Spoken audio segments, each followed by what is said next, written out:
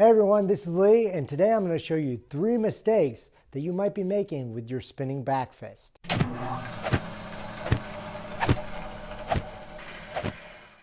So the first mistake is hitting with the back of your hand. Now you may be thinking, it's called a spinning back fist. Don't you hit with the back of the fist? Well, that name is actually misleading. In Kung Fu, we don't actually call this a spinning back fist, but everywhere else they call it, the common name is spinning back fist. So we go with that common name just so everybody knows what we're talking about. If I call it our name that I call it my style of Kung Fu, no one would know what I was talking about. So let me explain this. For 2 reasons I think that this is happening.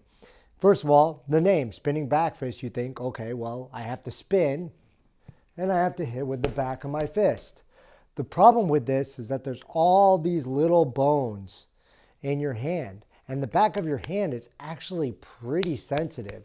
If you go ahead and hit something, kind of hard, you're going to see that that back of the hand is sensitive. And if it doesn't have the protection of a glove or a hand wrap or something like that, it can be easy to injure your hand in this fashion, especially when you're generating all that power from your spin. Now, the second reason comes from combat sports. See, in a lot of combat sports, you are wearing gloves, and you're only allowed to hit with the padded area of the glove. So if you hit with the proper area, which is the side here, instead of here, which is the improper area, we talked about you don't hit with the back of the fist, that's actually a penalty. You can get a warning, you can get points taken away, or you can get disqualified. I remember I was in a fight one time in a kickboxing match. I did a spinning back fist on the guy, and he didn't go down, but his legs wobbled. And the referee stepped immediately in between us, and I was thinking, oh, great, they're going to give this guy a standing 8 count. Instead, they let the guy recover, and the ref came to me and gave me a warning. He said, you hit with this part of the hand one more time, and I'm going to take a point away from you. And I didn't know the rules. They didn't go over it in the safety meeting, but a lot of times instructors will teach you to hit with the back of the fist because you're wearing a glove, and there's not as much of a chance of breaking your hand or injuring your hand if you've got a pad and you're wearing hand wraps.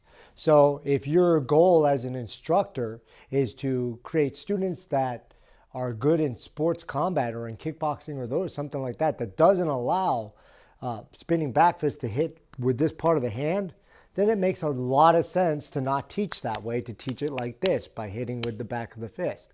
Just know that that doesn't necessarily transfer that well into bare fist fighting, right? If you want to hit something hard with your bare fist, it's going to be a lot easier and you're going to decrease your chance of injury if you hit with this part of the fist like this instead of the back of the fist like this.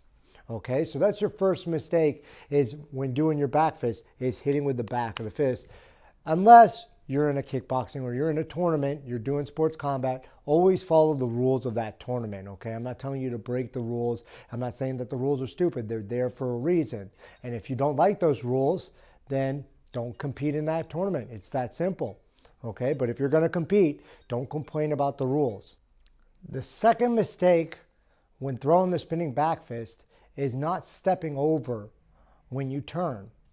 And let me show you what I mean by this. When I have the bag here, a lot of times people will they'll spin, and they'll hit with the bag behind them like this. I don't have a lot of power here. If I try to hit this as hard as I can, I'll do that right now, and I don't step through, I kind of torque my shoulder, and I don't get a lot of power into that strike, and I'm off balance. There's a whole lot of bad things there, okay? When you're turning your back to your opponent, you don't want to be off balance. Instead, and I'll do this one time without the back fist, and then I'll show it with the back fist. Instead, I go for my turn, and as I turn, I step over. So now, when I hit, I'm hitting in front of me instead of hitting behind me, right? This is going to give me power, and it's going to keep me balanced. So let me show you what that looks like. Again, I go for my turn, I step over, right into the hit, okay? And now I'll do that a little more full speed. And you can see a lot more power in that strike. I hit a little bit with the forearm on that one. So again, not so concerned with whether I hit with this part of the hand or the forearm. for a street fight or bare knuckle contest, or even in MMA, wouldn't care about that. But if you were doing straight kickboxing, that would be an illegal technique. It might be legal in Muay Thai, depending on the rules and the state and those sort of things. Okay, so that's the second mistake, is not turning over, doing this. I see that all the time. It's not a good technique. You're not going to get a lot of power in that spinning back fist. The third and final mistake is telegraphing your turn. So I see this a lot with beginners when they're going to do the spinning back fist. They'll take their foot and they'll start narrowing their stance, or they'll even turn their foot in. So if you naturally stand like this when you fight, if you're like, I don't know, Wonder Boy Thompson or Conor McGregor with a narrower stance and you got that more sideways stance, that's fine if that's how you normally fight, okay? But if you normally fight in a wider stance and then you narrow it, showing that you're going to turn, that's a telegraph, okay? So we do not want to telegraph our turn. And you can do that by narrowing your stance and turning that foot in, like I said. Or some people will actually start to put, if they have their weight a little bit more back on that back foot, they'll start to lean into that foot. And you can see, I'm going to turn. I'm trying to put my weight on this forward leg so that I can get myself around to throw some sort of spinning technique.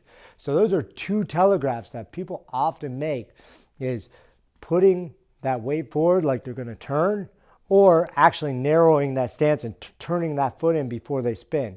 So with the spinning back fist, it's kind of like a haymaker technique. It's not you're not going to hit it with high percentage, right? You might hit a jab a lot, right?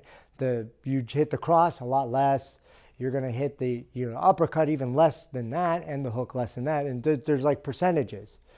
The spinning back fist is a high risk, high reward technique, right? You're spinning, you're turning your back, right? You might totally miss. There's plenty of examples where some people go for a spinning back fist, someone takes their back, or someone slams them, or someone knocks them out, or they fall off balance. But if they hit, it's a very powerful technique, and it can cause the person to lose consciousness. So it's a high risk, high reward thing. So I don't want to just throw the spinning back fist by itself. I want to throw something with it to disguise it. So my favorite two things to do is just a simple 1-2. So I'll go like 1, and then on the 2, instead of staying back and throwing this way, I'll go 1, and I'll step with the 2. So now I'm already starting to turn, and I throw the back fist. So again, 1, step 2, and 3, and hit with that back fist stepping over. The other one I like to do is fake off this roundhouse kick. So I might throw the roundhouse kick, boom, boom, and then somewhere in the fight, I might throw like I'm faking here and spin and go into the roundhouse or into the spinning back fist. So again, right, you throw the roundhouse a couple times, they're starting to maybe block it, whether they're checking it with their leg or they're blocking it with their hands, depending on where you're throwing it, or they're trying to catch it if you're doing sanda, right? You want to throw it like you would, and then step over. Instead of extending it, you're just bending it and stepping over and hitting with that spinning back fist, right? So those are two combinations that I like. You can play around with it, use whatever you like, whatever your teacher suggests. But those are two that I personally have found more success with. So there they are, 3 mistakes you might be making with your spinning back fist, along with some cool combos to help you set that up. I hope this video helps. Let me know in the comments if it does. Like the video, subscribe for more, and we'll see you next time on Mantis Mechanics.